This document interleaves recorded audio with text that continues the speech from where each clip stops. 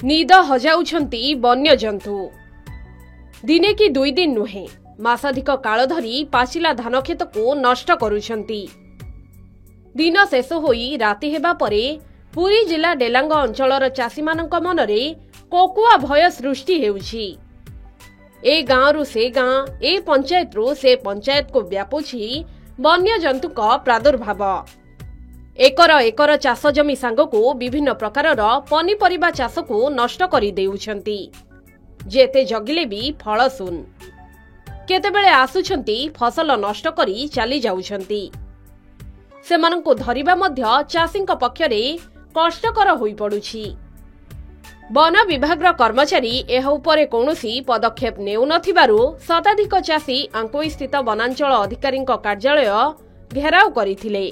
आमर आजिर अभियान होची चाषीर खेती और चाषीर आखिरु जो लुह बोची ताकू केमिति सुरक्षा दिया जिवो से उद्देश्य हम आज आसीचु। कारण हम डेलांग अंचल में बारहा हरिण मांकड़ आर प्रादुर्भाव दिन दिन बढ़ी चलती जहाँ द्वारा कि चाषीर बाईरे सारू ठारू आरंभ करी कखारू गछ ठारू आरंभ करी फूल गछ ठारू आरंभ करी धान पर्यंत जे कि मुख्य चाषी जहाँ पर जीविका निर्वाह करी चलुची चाषी धान चाष उपरे से वर्तमान अवस्था बर्तमान संकीर्ण अवस्था बर्तमान माने माने हमर दुर्घटना अवस्था कारण धान जो भाया बर्तमान बारहा माने एकर एकर कर पूरा शुआई दौरान पूरा मसुणा पार्ला भाया पारी दौरान से चाषीर उद्देश्य आज समस्त एकजुट होती। तेणु आमर लक्ष्य आम वन प्रकल्प अधिकारी आम आसलु कहवाई जे आमर बारहा को केमी तुम सुरक्षा दियो चाषी की सुरक्षा दियो बारहा को तुम दायित्व तुम रख एवं मांकड़ मानू केमी उठाओ मांकड़ मानू केमी जहाँद्वारा कि चाषी चली पार ना तेणु से आम उद्देश्य दाबी नहीं आसीलु।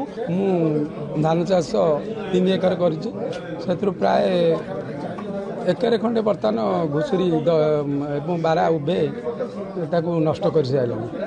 विशेष भाव में आम ये फरेस्ट ऑफिस की कहवाक आसलु ये बर्तमान आपणकर जो फरेस्ट जंगल तैयारी करुँच जंगल पे तार बाड़ नक आपणकर जो बाउंश बाड़ कर प्रति वर्ष किंतु से वर्ष को वर्ष हुई खाई जा भर घुषुरी हो बारा हरिण मांकड़ से घर जनबसती भितर पशुंट एवं चाष जमी की नष्ट कर कौन सी फसल आपणकर धान फसल नुह आम आलू कखारू राशि मुग बिरी कौन सी फसल करूँ।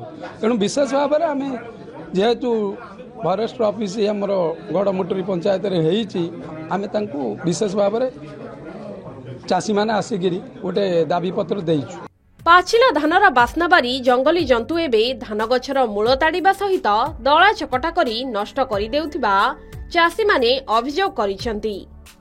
क्षतिग्रस्त चाषी को सहायता दाबी नहीं चाषी माने एकत्रित होई डेलांग वनांचल दायित्व रे थिबा खोर्धा वनखंड अधिकारी जयकृष्ण पंडा को एक दाबी पत्र प्रदान करिथिले। जंतुंक कारणरू उपजिथिबा विभिन्न समस्या संपर्क रे अवगत कराइछंती। चलित वर्ष क्षति सहितिबा चाषी माने निज मोबाइल रे अनुकंपा साइट रे क्षतिपूरण पई आवेदन करि परिबे और वन विभाग पक्षरु तदंत परे तुरंत सेमानंक बैंक खाता को क्षतिपूरण राशि प्रदान करा जिवो बोली भारप्राप्त वनांचल अधिकारी जयकृष्ण पंडा सूचना दैछंती। जंगली बारहा शह शह संख्या रे आसी आमर बिल बाड़ी जो आमर जो बाड़ी पाखे आम जो सब चाष करूँ सारू हो कि जनी काकुड़ी हो आज्ञा किसी मूल फूल किसी रखुना टोटाल आज्ञा नष्ट कर दूसरी चाषी पूरा हताश। आज्ञा आम भी सबुआड़े कहूँ कम्प्लेन दौचु आम भी फेसबुक रे भी छाड़लानु एमती असुविधा होती आम कथा किए शुणुना बाध्य हो आम आज जंगल विभाग आसलु आम ये पाखे रेंज ऑफिस आम आसलु कम्प्लेन देवाई सार आम किसी अनुकंपा हो आउ परमानेंट सल्यूशन किसी हो। स्थानीय लोक मैंने आसते आम जंगल जो अच्छा वन्यजंतु से फसल नष्ट कर क्षतिपूरण मिलूनी एवं से कहवा उद्देश्य जे आमर कि फसल जो नष्ट होची शीघ्र कि क्षतिपूरण मिलू तेणु मुझे प्रतिश्रुति देती से अनुकंपा पकातु एवं यथाशीघ्र आम स्टाफ मैंने जाकर इनक्वारी करी से चाषी मानकर माने सुरुखुरी कि क्षतिपूरण पाइबे मुझे निर्भर प्रतिश्रुति देती। आ गोटे से सौरचालित बाड़ी तो कहते सौरचालित बाड़ी आप्लाय करूँ सौरचालित बाड़ जो बर्तमान चली सरकार करी जड़े चाषी जदि 20 जन अधिका चाषी माने सोलार फेंसिंग करने को चाहते सरकार दब 90% एवं सरकार चाषी देवे 10% किंतु 20 जन कम कर सरकार दब 50 चाषी देवे 50 ତାଙ୍କୁ ଆପ୍ଲାଏ କରନ୍ତୁ, ଆପ୍ଲାଏ କଲା ପରେ ଆମେ ପଠାଇବୁ ଡିଏଫ୍ଓକୁ, ଡିଏଫ୍ଓ ତାପରେ ପଠାଇଲା ପରେ ଇନକ୍ୱାରି ଆସି କରିସାରିଲା ପରେ ତାଙ୍କୁ ଚାଷୀଙ୍କୁ ତାଙ୍କୁ ମିଳିବ ସହଯୋଗ। ଚାଷୀମାନେ କେମିତି କ୍ଷତିପୂରଣ ପାଇବେ ସେଥିପାଇଁ ସରକାରଙ୍କର ନଜର, ଆମର ବି ନଜର, ଏବଂ ଚାଷୀମାନେ ଯେଉଁ କ୍ଷତି କରିଛନ୍ତି ସେମାନେ ଅନୁକମ୍ପା ପାଆନ୍ତୁ। ଆଉ ମୁଁ ଆଜି ଷ୍ଟାଫ୍କୁ ପଠାଇଥିଲି, ସେମାନେ ବି ଯାଇକି ଅନୁକମ୍ପା କରିକି ଆସିଛନ୍ତି, ଆଉ ଯଥାଶୀଘ୍ର ତାଙ୍କର କ୍ଷତିପୂରଣ ମିଳିବ। ସ୍ଥାୟୀ ପ୍ରତିକାର କିଛି ଅଛି? ସ୍ଥାୟୀ ପ୍ରତିକାର ସୋଲାର ଫେନ୍ସିଂ ସ୍ଥାୟୀ ପ୍ରତିକାର। ବନ୍ୟଜନ୍ତୁଙ୍କ ଦ୍ୱାରା କ୍ଷତିଗ୍ରସ୍ତ ଚାଷୀମାନଙ୍କୁ ସରକାରୀ ସହାୟତା ଯୋଗାଇ ଦେବା ପାଇଁ ଚାଷୀମାନେ ଦାବି କରିଛନ୍ତି। ପିପିଲିରୁ ଦିବାକର ଷଡ଼ଙ୍ଗୀଙ୍କ ରିପୋର୍ଟ, କେ ନ୍ୟୁଜ୍ ଓଡ଼ିଶା।